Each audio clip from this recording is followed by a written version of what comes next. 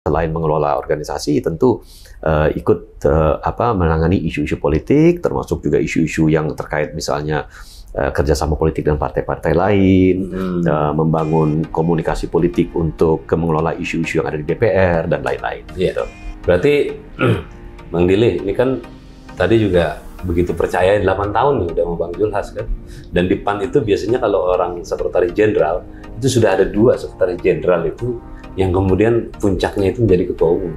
Ini jangan-jangan ke depan sejarahnya begitu. Sejarahnya ketua umum di ke depan. Loncatan, tinggal 1 loncatan lagi. Wah, itu ngaco itu namanya tuh. Nggak, tapi intinya begini.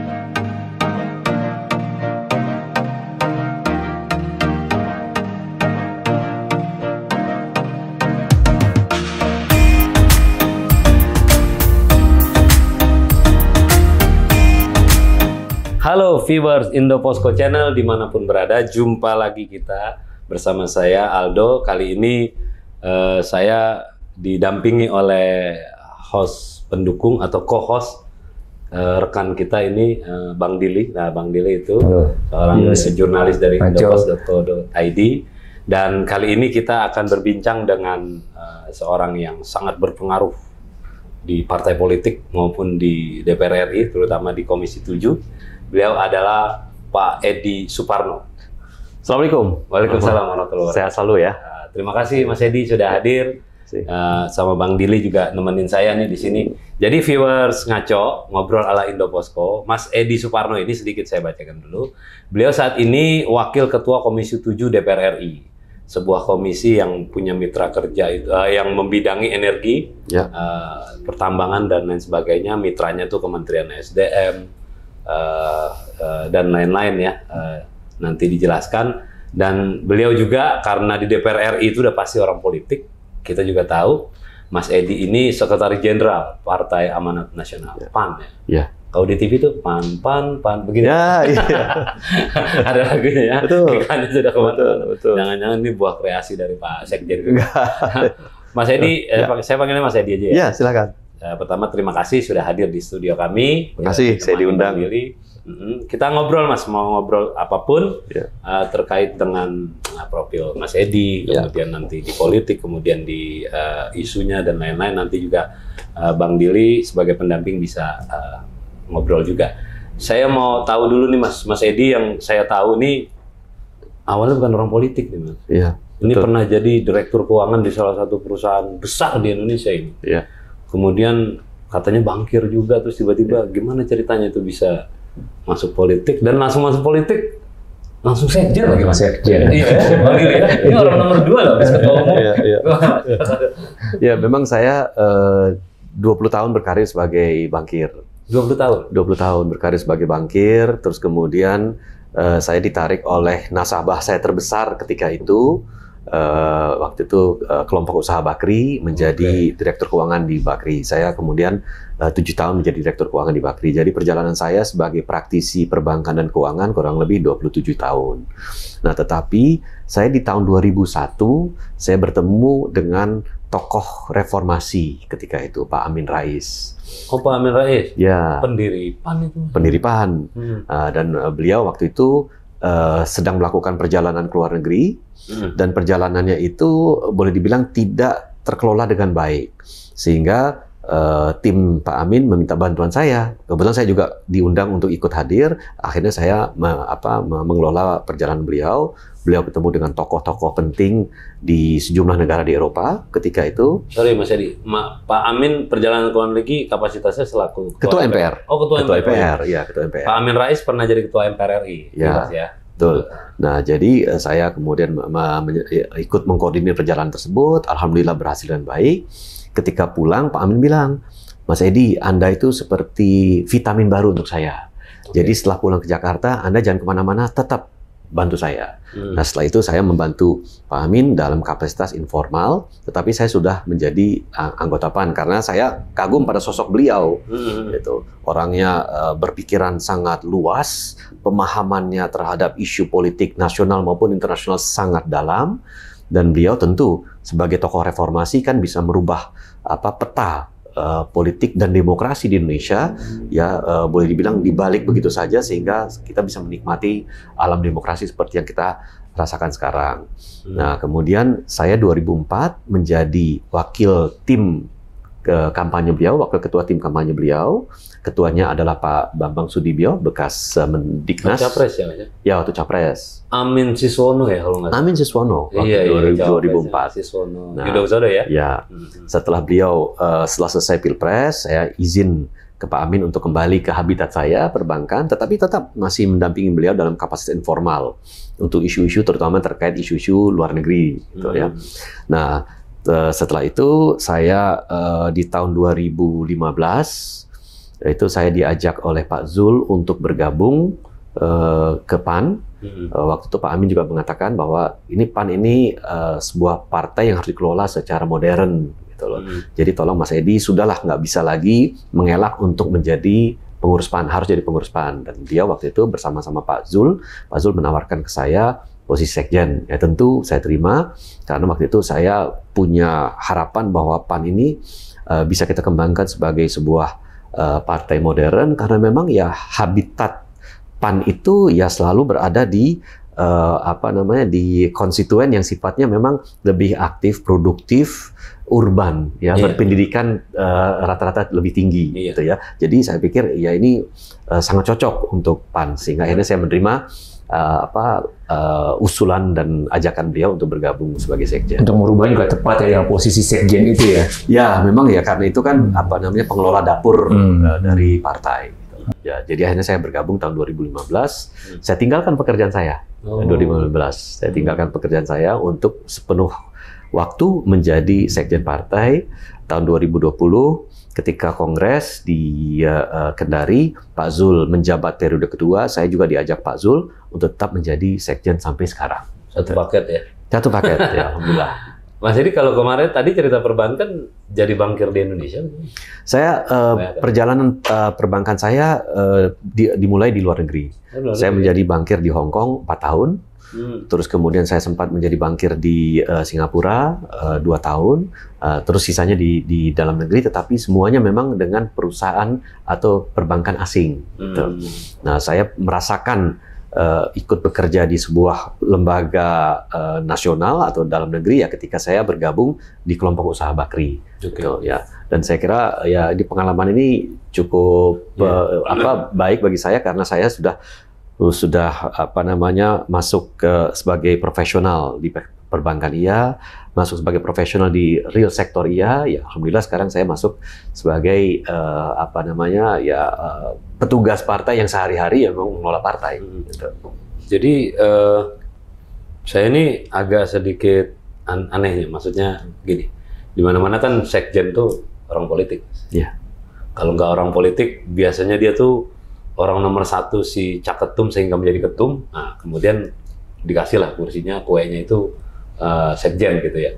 Apa yang mendasari Pak Zulkifli Hasan ya ketua umum sekarang dan keluarga besar PAN mengangkat atau menyetujui Mas Edi jadi sekjen? Karena ini kan orang politik, lobby, kemudian jaringan dan lain-lain. Sedangkan Mas Edi ini bankir gitu kan, bankir. Orang luar yang dia ambil ya. Profesional lah gitu ya. Apa yang menurut Mas Edi, kenapa sih gue sampai akhirnya bisa dipilih gitu kan? Ya, saya kira mungkin dari lebih kepada aspek manajerial aja. Pengelolaan organisasi yang biasa saya kelola. Itu dari sebuah institusi yang relatif sudah established gitu ya. Ya, sehingga beliau memberikan saya kesempatan untuk mengelola organisasi, sementara urusan-urusan politik itu dikelola langsung oleh ketua umum dan tokoh-tokoh senior di dalam partai. Gitu. Jadi ya saya juga kan untuk mengelola organisasi tidak membutuhkan notabene orang politik, karena itu kan memang sifatnya lebih pada penataan, ya pengorganisasian, penataan. Nah itu diberikan kepada sosok yang memang memiliki pengalaman. Rekam jejak berada di dalam organisasi yang memang sudah mapan gitu. Nah inilah tanggung jawab yang diberikan pada saya. Dan tetapi mau tidak mau dalam 8 tahun perjalanan saya bersama-sama Pak Zul tentu setiap hari kan makanan 3 kali sehari itu adalah makanan politik ya gitu. Jadi ya juga sudah ikut mendalami politik secara praktis, apalagi itu sudah kegiatan sehari-hari di DPR juga, ya sehingga sekarang ya boleh dibilang saya juga selain mengelola organisasi tentu ikut menangani isu-isu politik, termasuk juga isu-isu yang terkait misalnya kerjasama politik dengan partai-partai lain, membangun komunikasi politik untuk mengelola isu-isu yang ada di DPR dan lain-lain. Iya. Gitu. Berarti Bang Dili ini kan tadi juga begitu percaya 8 tahun nih udah sama Bang Zulhas kan. Dan di PAN itu biasanya kalau orang sekretaris jenderal itu sudah ada 2 sekretaris jenderal itu yang kemudian puncaknya itu menjadi ketua umum. Ini jangan-jangan ke depan sejarahnya begitu. Sejarahnya ketua umum nih ke depan. Loncatan, tinggal 1 loncatan lagi. Wah, itu ngaco itu namanya tuh. Nggak, tapi intinya begini. Tapi kan chemistry-nya nyambung kayaknya. Bang Zulhas itu, Pak Zulkifli Hasan, lo 2 periode loh. Dengan ketum yang sama dan sekjen yang sama. Belum lagi dipercayai di komisi kan wakil ketua ya. Iya. Itu pasti kan jabatan strategis. Jangan-jangan terus punya Bang Zulhas kali ya. 2 tahun lagi gitu ya kalau kongres gitu. Ya pertama fokus saya saat ini bagaimana kita bisa memenangkan pemilu 2024 sesuai dengan target yang dicanangkan di internal PAN. Itu udah fokus saya. Saya nggak ada fokus lain-lain selain itu. Termasuk mungkin di dalamnya adalah pemenangan Pilpres. Capres yang akan kita usung nantinya. Hanya jadi itu. Segala sesuatunya itu nanti kita pikirkan setelah pemilu dan Pilpres. Gitu. Nah, itu. Dan melihat Pak Zul, saya mendampingi Pak Zul selama 8 tahun ini sebagai sekjen, ya tugas seorang ketua umum itu tidak mudah gitu. Itu 24 jam sehari aja nggak cukup gitu untuk mencapai itu ya. Karena hari ini sudah harus berada di mana, besok sudah berada di tempat lain, dan negara ini kan sangat luas ya. Jadi keberadaan seorang ketua umum itu diharapkan di semua tempat pada saat yang bersamaan. Nah, jadi memang tidak mudah untuk menjadi ketua umum partai, belum lagi nanti tugas-tugas lainnya seperti yang misalnya pada saat itu Pak Zul juga menjabat sebagai ketua MPR, wakil ketua MPR, dan sekarang Menteri Perdagangan. Ya, jadi multitasking yang dilakukan oleh beliau menurut saya luar biasa, dan saya sungguh kagum dan salut kepada Pak Zul bahwa beliau bisa menuntaskan tugas-tugas itu dengan baik. Ya, jadi saya melihat kalau andai kata pun suatu ketika siapapun akan menggantikan Pak Zul harus mengisi kursi yang ditinggalkan Pak Zul dengan tanggung jawab yang begitu besar. Nanti kita Bang Dili ngomongin soal pemilu sama Pilpresnya. Nih kalau dari saya rada-rada ya, tapi harus dijawab nih, karena ini viewers juga mesti tahu nih kan. Tadi saya coba ambil cerita yang pertama nih, masuk politik karena Muhammad Amin Rais marah atau Pak Amin Rais. Kita tahu Mas Edi, pendiri PAN, beliau deklarator. Saat ini Pak Amin Rais juga punya partai politik, Partai Umat, peserta pemilu juga besok. Itu gimana ceritanya tuh? Maksud saya, Mas Edi nggak ikut ke Umat gitu, atau maksudnya Pak Amin tahu Mas Edi tetap bertahan di PAN, atau gimana ceritanya, Mas? Ya, saya begini. Saya memang bergabung di PAN karena kekaguman saya pada Pak Amin Rais. Dan saya tidak pernah menafikan bahwa Pak Amin itu guru politik saya. Saya belajar banyak sekali dari Pak Amin gitu. Tetapi memang di tahun 2020 Pak Amin memutuskan untuk membentuk partai baru. Ya, saya pribadi merasa kehilangan sosok Amin Rais di PAN. Tetapi ya PAN tidak bisa berhenti untuk bergerak tanpa ada sosok atau tokoh tertentu. Kita harus tetap bergerak maju karena masyarakat rakyat membutuhkan membutuhkan kehadiran PAN. Nah, dan kita juga saya melihat dari perspektif yang berbeda bahwa apa yang dilakukan oleh saya di PAN dan Pak Amin di Partai Umat dan teman-teman lain di Partai Umat, yaitu ujung-ujungnya sama. Kita berjuang untuk masyarakat di bawah gitu loh. Jadi dalam konteks ya berlomba-lomba berbuat baik, ya saya kira dua belah pihak melakukan hal yang sama. Jadi saya kemudian melihat bahwa ya apa yang dilakukan Pak Amin, alhamdulillah masih sejalan dengan semangat perjuangan beliau, meskipun biduknya berbeda sekarang. Komunikasi ada, Mas? Apa? Kalau ya silaturahim kan pasti secara individu dengan putra-putra beliau masih baik ya, dengan pokoknya perbedaan pandangan politik ini, apalagi perahu politik yang berbeda, jangan sampai mengganggu, apalagi ya menghentikan silaturahim di antara kita. Nah, itu yang paling penting ya. Jadi pertemanan, silaturahim itu di atas segala-galanya. Kalau politik ya secukupnya aja lah gitu ya. Tapi ini menarik ini. Tadi Pak Edi bilang bagaimana kita cek dia berperan untuk bagaimana menciptakan sebuah target kan ya. Sebuah target. Nah, tadi terkait juga dengan Pak Amin yang sudah beda perahu, terus juga adanya survei lagi yang terbaru juga yang survei salah satu media yang menyatakan bahwa PAN tidak lolos, diprediksi tidak lolos. Artinya apakah juga ini walaupun tadi beda perahu, tapi kan ceruknya juga dimungkinkan sama, gitu. Bagaimana menciptakan target itu, dan juga bagaimana membantah survei itu bahwa itu PAN juga saya kan juga selalu disurveikan salah terus nih, gitu kan? Tapi ternyata lolos, alhamdulillah begitu. Gimana? Pertama mungkin saya ingin flashback ke 2019 ketika kita PAN itu sebagai peserta pemilu. Dan di situ memang kan suasana dan iklim politik di Indonesia syarat dengan suasana yang terbelah. Ya, politik identitas nuansanya sangat kuat di tahun 2019. Nah, PAN memang pada saat itu agak terlalu menangkap sinyal politik bahwa kelompok suara dari kelompok pemilih Islam ya itu bergabung, ngumpul di satu tempat. Sehingga kita yang tadinya memiliki posisi sebagai partai nasionalis, religius, Islam, modern, moderat, tengah, itu agak terlalu beralih ke kanan. Nah, akibatnya apa? Akibatnya pemilih tradisional PAN kaget melihat PAN itu terlalu ke kanan, mereka pindah ke partai lain, pemilih kanan tidak memilih PAN. Nah, sejak 2020, Pak Zul menjabat periode PAN yang Ketua Umum PAN kedua, kita kembali ke hitohnya. Sebagai partai Islam modern moderat di tengah, gitu. Nah, hal ini memberikan pembedaan yang jelas antara ceruk pemilih PAN dengan ceruk pemilih Partai Umat misalnya. Karena Partai Umat memang merupakan partai religius, nasionalis, religius, tapi memang posisinya mungkin berbeda. Kalau PAN di tengah, mungkin Partai Umat berbeda dengan PAN dalam hal ini. Sehingga ceruk pemilihnya berbeda. Dan kedua, masalah prediksi atau hasil survei yang dikeluarkan oleh lembaga-lembaga survei yang selalu memposisikan PAN itu sebagai partai yang tidak lolos PT, itu bukan saat ini saja. Pemilu-pemilu sebelumnya, bahkan pemilu kita ditarik kembali, 2-3 pemilu sebelumnya, itu juga demikian. Dan kita selalu membuktikan para surveyor ini bahwa mereka salah. Gitu. Nah, jadi kita confident bahwa adanya kenaikan elektoral PAN kemarin itu 1,8%, di kemarin di bulan lalu jajak pendapat Kompas itu sudah 3,1%, ada yang mengatakan 3,4%, ada yang mengatakan 2,9%.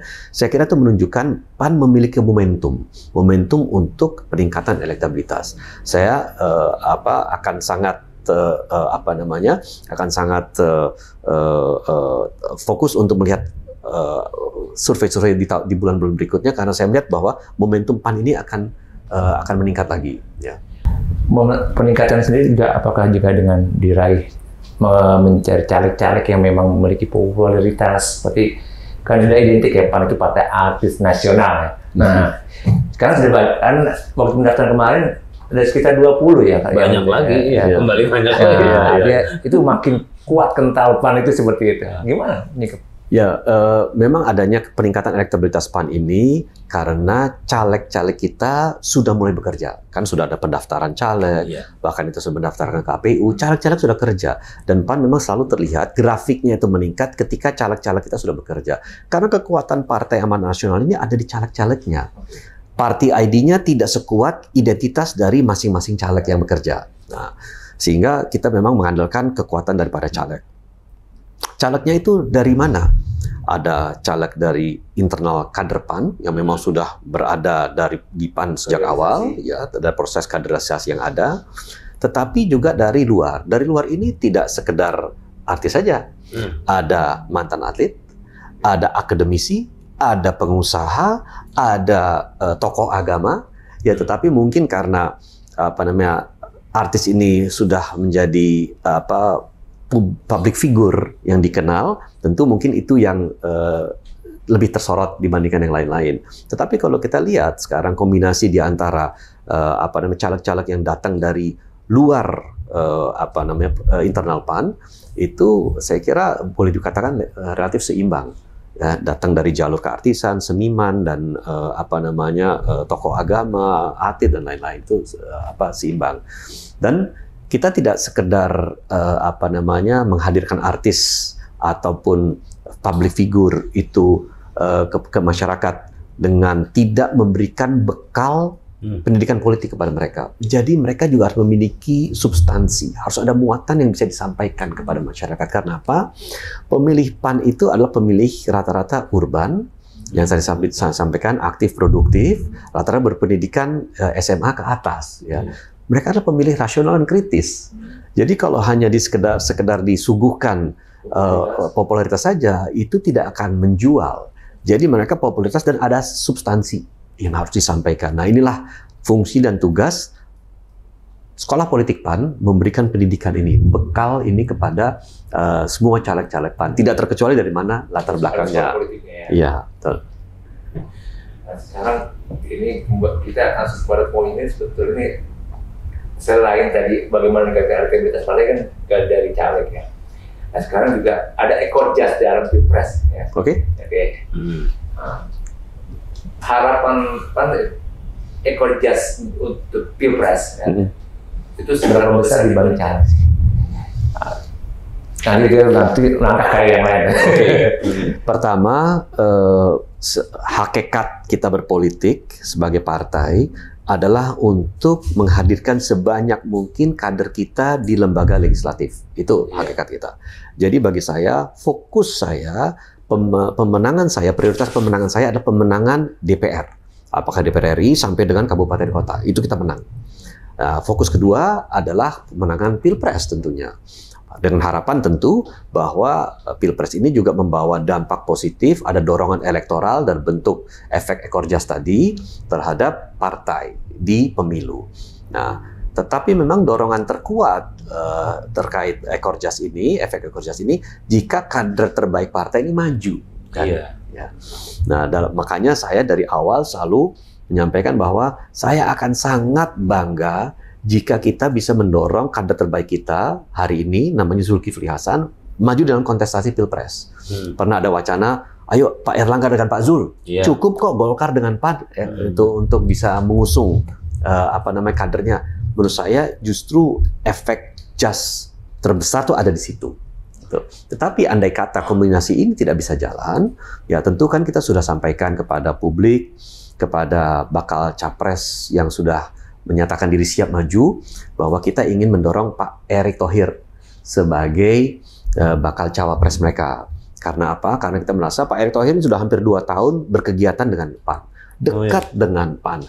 Ya boleh dibilang sangat terasosiasi dengan PAN, sehingga tidak akan heran bagi kita ketika Pak Erick Thohir katakan dipinang oleh salah satu di antara 2 bakal capres yang kita sudah usulkan itu, efek ekor jasnya akan nempel ke kita. Itu. Karena masyarakat melihat bahwa Pak Erick ini ya representasi dari PAN. Apalagi kalau beliau katakan jadi cawapres, beliau mengenakan jas PAN. Wah itu sudah luar biasa itu. Tapi beliau jasnya anggota belum? Kalau nggak pakai jas dulu. Beliau itu kan masih non partisan sampai saat ini non partisan. Tetapi harapan kami tentu masih sibuk urus sepak bola kan? Ya salah satunya begitu. Tapi harapan kita kalau beliau sudah jadi cawapres, mudah-mudahan beliau tidak lama lagi nanti akan memakai jas biru. Iya.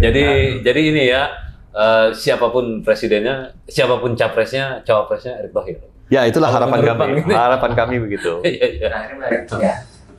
Sekarang langsung bicara pada sosok berarti ya. Nah, tadi apa yang dijanji? Artinya ini kan harapannya tadi awalnya Pak Jul ya selaku ketum ya memiliki ekor jasnya lebih. Akhirnya muncul wacana Pak Erick Thohir. Walaupun nanti di representasi adalah tetap representasi walaupun memakai jas ya. Nah, beberapa kali kesempatan dalam pertemuan dengan beberapa ketum juga kan menjadi menu wajib. Ya, menu wajib nih, menu wajibnya Erick Thohir gitu ya. Mentoknya, sudah tawarkan sana tawarkan sini. yang lain sudah menutup pintu, artinya dengan yang lebih dulu. Oh, kamu jadi anak magang saja dulu, gitu. Jangan jadi anak manis, bro. Nah, ini pahit-pahitnya seperti apa yang akan dilakukan, Pak? Langkah apa? Ini kan belum muncul nih di permukaan. Kalau Erick Thohir ternyata tidak dipilih oleh para capres-capres itu. Enggak. Berdasarkan undang-undang, ya, semua partai politik wajib ikut di dalam kontestasi pilpres, mengusung salah satu capres-cawapres, gitu kan? Ya, opsi kami ke situ. Kita tentu karena ini amanat undang-undang harus kita jalankan. Nanti kita akan usung siapapun capres dan cawapres yang kita menurut pandangan kami memiliki kesamaan platform, memiliki kesamaan tujuan, ya, dan bisa bekerja sama tentu dengan PAN dalam hal ini, ya.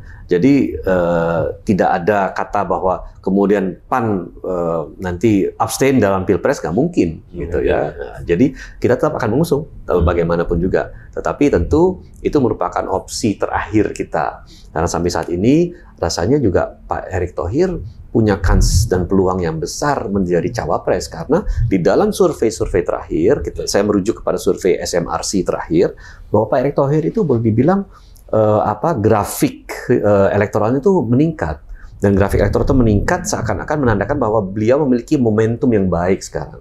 Dan saya bisa bayangkan, ya, ketika beliau menjadi ketua umum PSSI, momentum itu datang karena PSSI sepak bola itu kan olahraga jutaan masyarakat Indonesia digemari, dan mereka ingin melihat bahwa ada sosok tangan dingin yang bisa menata kembali olahraga sepak bola di Indonesia. Dan mudah-mudahan Pak Erick Thohir sebagai tokoh sepak bola sudah pernah memegang Inter Milan dan bisa berhasil dan baik, bisa mengelola dan bisa menata PSSI baik ke depannya. Jadi ke depannya paling nggak sejauh ini Partai Amanat Nasional masih terus berkomunikasi dengan parpol-parpol lain, ya, Mas? Oh iya, pastinya ya. Semua parpol. Karena jelang November kan pendaftaran itu capres-cawapres, pastinya lingkaran dinamika, apalagi lingkaran elit dari PAN sendiri ya pasti sibuk ya bagaimana menyatukan satu pemahaman, satu ide, gagasan dan sosok hingga menentukan ke depannya, karena mungkin juga PAN nggak mau hat-trick gitu. PAN itu kan 2014 punya cawapres, Pak Hatta Rajasa ketua umum saat itu. 2019 waktu itu ke Prabowo Sandi, ya belum beruntung juga. Pastinya PAN juga kan nggak ingin istilah sepak bola itu hat-trick karena ada Pak Erick Thohir, makanya coba mencari-cari sehingga kemudian sampai sekarang belum ketemu gitu ya dengan parpol lain. Dan juga ya kalau boleh kita sebut nama gitu, dari sekian calon presiden memang belum ada satupun yang bisa menyebut atau mendeklarasikan sebagai calon wakil presidennya gitu. Ya. Fenomena apa itu, Mas Edi? Sampai kok tunggunya last minute gitu, apa gitu yang mereka ini gitu. Bukannya makin singkat nanti kalau last minute gitu. Kita kenalnya gitu. Memang betul begitu, tetapi memang kita berdasarkan hasil kajian internal kita, termasuk juga hasil kajian dari teman-teman lembaga survei yang ada, tidak ada satu sosok pun dari calon wakil presiden yang ada dengan elektabilitas tinggi yang bisa mendorong elektabilitas capresnya lebih tinggi lagi. Gitu. Gimana? Artinya tidak ada cawapres yang sekarang ini ada yang bisa menambah elektoral dari capres yang ada. Gitu. Sedangkan si capres mengharapkan itu sebenarnya juga. Iya, semua itu mengharapkan itu. Nah, jadi oleh karena itu mungkin ini menjadi satu penyebab mengapa capres-capres yang sekarang ada masih belum buru-buru menentukan pilihan cawapresnya. Gitu. Itu satu ya. Nah, kedua juga kami lihat bahwa kan masing-masing ini sudah ada koalisi. Ya, ada koalisi perubahan, ada KKIR, ada KIB. Nah, KIB ya. Gimana? Nah, kalau kita pun mau menentukan salah satu cawapres, tentu kan harus bicara dulu dengan koalisinya, gitu. Jadi itu kan butuh waktu, butuh kesamaan pandangan. Betul? Oh enggak, jauh dari pecah, jauh dari bubar, gitu ya. Oke, itu kedua faktor di partai politik. Ya, gitu ya. Tapi memang menariknya tuh kalau di awal disebutin tuh memang ini ya rakyat juga punya pilihan agak panjang gitu untuk mengetahui rekam jejak dan lain-lain. dalam arti yang positif gitu ya, karena kan bagaimanapun kita memilih pemimpin ya kita harus tahu gitu. Tahu tuh pengertiannya bukan sosok tapi soal ide, gagasan dan lain sebagainya. Karena kontestasi kan yang paling penting kan itu yang dijualkan, ide, gagasan. Gitu. Ya. Nah, sebelum kita mengakhiri nih Mas Edi, seberapa besar keyakinan Mas Edi mau atas nama Sekjen PAN atau pribadi besok Pilpres ini berapa pasang, Mas? Dan mengapa? Dan kenapa kecenderungannya harus segitu gitu, menurut Mas Edi? Saya mungkin lebih aman ya mengatakan bahwa kemungkinan terbesarnya adalah 3 pasangan calon. 3 pasangan calon. Karena saat ini kalau 2 terlalu tajam polarisasi.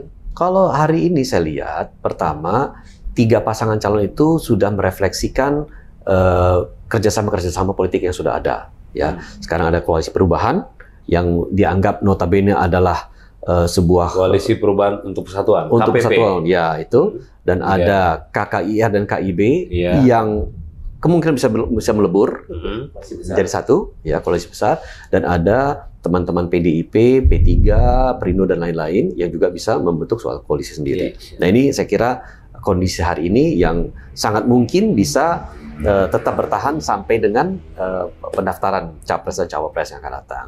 Kalau 3 apa enggak ini Mas? Biaya politiknya tinggi. Saya kira biaya politik itu kan karena akan jadi 2 putaran gitu nantinya. Saya kira biaya politik itu merupakan pertimbangan berikutnya karena masing-masing kan merasa bahwa koalisinya bisa menang. Ya itu. Nah, sehingga itu menjadi salah satu pertimbangan yang utama gitu ya. Tetapi bukan tidak mungkin bahwa dengan adanya komunikasi politik yang sekarang berjalan dan masih sangat aktif komunikasi politik, ya ini nanti bisa mengerucut menjadi 2 pasangan calon. Dan saya kok merasa bahwa pelajaran berharga yang telah kita petik di 2019, 2014 juga. Ya, 2 kali kita itu. Tapi 2019 itu polarisasinya sangat tajam. Kita sudah bicara politik identitas yang sampai saat ini residunya masih terasa. Nah ini kita kan kalau sebagai bangsa nggak mau belajar dari situ, rasanya kita rugi sekali. Gitu ya. Oleh karena itu, meskipun sekarang 2 pasangan calon akan maju, saya kok yakin bahwa ke depan itu kita sudah bisa bertarung secara lebih cerdas lagi. Tadi sampaikan gagasan, ide, ya konsep itu justru dipertarungkan ketimbang kita bicara mengenai masalah-masalah yang sifatnya ideologis. Meskipun di Indonesia pertarungan capres dan cawapres kedepannya masih tetap mengedepankan pertarungan sosok. Sosok karena yang dijual sosok. Partai politik kan sekedar mengantarkan saja, tetapi yang dijual adalah sosok. Sosok capres dan cawapres. Sosok capres dan cawapres gitu. Jadi 3 pasang ya. Mudah-mudahan prediksinya paling tidak sesuai dengan harapan Mas Edi dengan tadi penjelasan dan lain sebagainya. Mas Edi, terima kasih sudah ini Bang Dili sudah temenin kita juga nih di podcast Ngaco kali ini. Mudah-mudahan di lain kesempatan kita bisa ketemu lagi. Sukses terus Mas Edi di partai politiknya, kemudian juga sebagai wakil rakyatnya, terus membela kepentingan rakyat dan kedepannya juga sebagai anggota partai politik bisa menemukan jawaban-jawaban atas ikhtiar yang sedang dilakukan, terutama dalam menjelang pemilu 2024 mendatang. Terima kasih sekali lagi, viewers Ngaco dimanapun berada. Nanti pada kesempatan berbeda kita jumpa lagi, tentunya dengan topik dan narasumber berbeda. Demikian hari ini kita akhiri. Salam.